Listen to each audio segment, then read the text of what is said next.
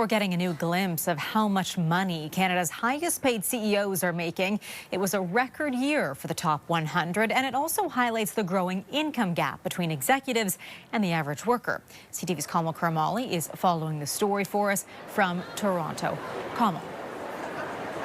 Heather, Canada's top CEOs are now making more than ever, according to a new report, and the average worker's pay isn't keeping up.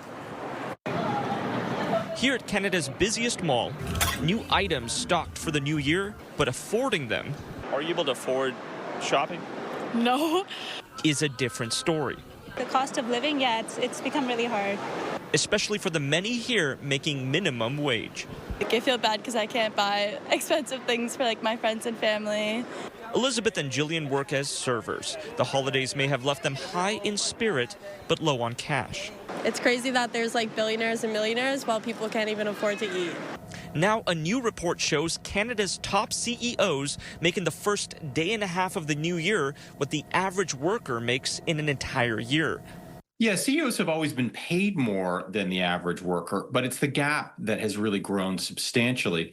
The average Canadian worker made just over $65,000 in 2024. Compare that to the average pay for Canada's top 100 CEOs at more than $16 million, which is a new record. That's 248 times the salary of the average Canadian.